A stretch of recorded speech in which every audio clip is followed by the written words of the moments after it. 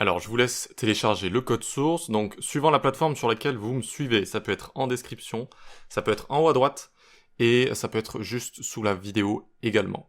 Donc vous pouvez le télécharger, ça va être un dossier zip, vous le dézippez, vous le mettez là où vous voulez, et vous l'ouvrez avec VS Code. Alors on va utiliser Visual Studio Code, on va utiliser VS Code. Vous pouvez utiliser n'importe quel éditeur de code, moderne en tout cas, qui supporte Emmet. Donc avec VS Code, ce qu'il y a de bien, c'est que c'est directement intégré à l'intérieur. Il n'y a même pas besoin de télécharger une extension, c'est directement intégré à l'intérieur. Ok, donc on peut voir ça assez facilement. Une fois que vous êtes ici, donc il y a les fichiers de départ qu'on va remplir ensemble, et il y a le code source. Au cas où vous ayez un problème, peut-être à un moment donné, eh bien vous allez pouvoir regarder à l'intérieur. Bon, à mon avis, il ne va pas y avoir de vrais bugs en fait, mais je vous ai quand même mis tout le code source rempli en fait, avec tout ça à chaque fois. Voilà. Si jamais vraiment vous voulez voir ce code source là, comme ça, moi c'est fait. Alors, comment ça fonctionne, comment ça se fait que c'est intégré de base? Eh bien, vous pouvez par exemple créer un fichier n'importe quoi en .html. Donc par exemple ici, on peut marquer test.html.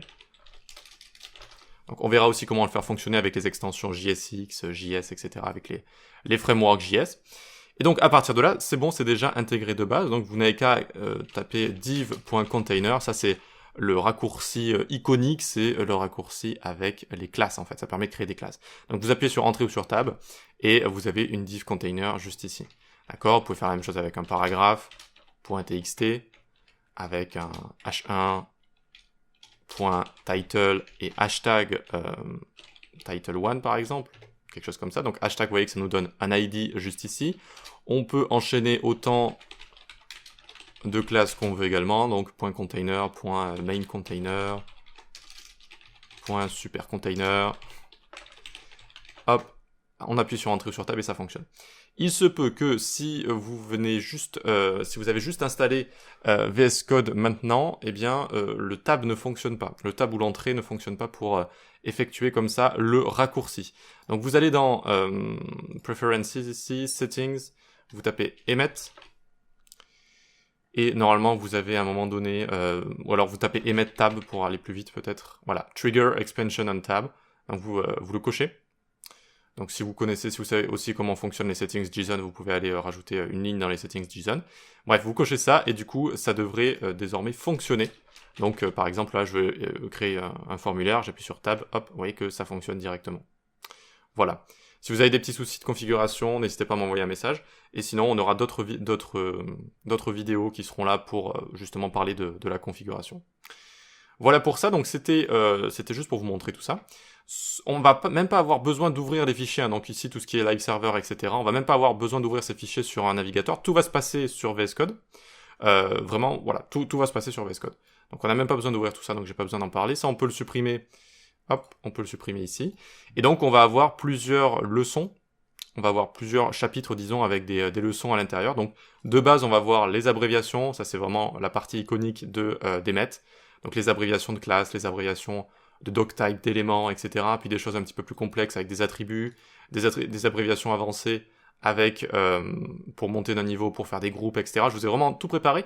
Comme ça, vous allez pouvoir aussi revenir dans le futur sur ces leçons. Et c'est normal, hein, vous allez oublier 2-3 choses, vous allez avoir envie de vous remémorer quelque chose, eh bien vous allez pouvoir revenir dessus, ça va vous faire des petites leçons comme ça directement pour vous.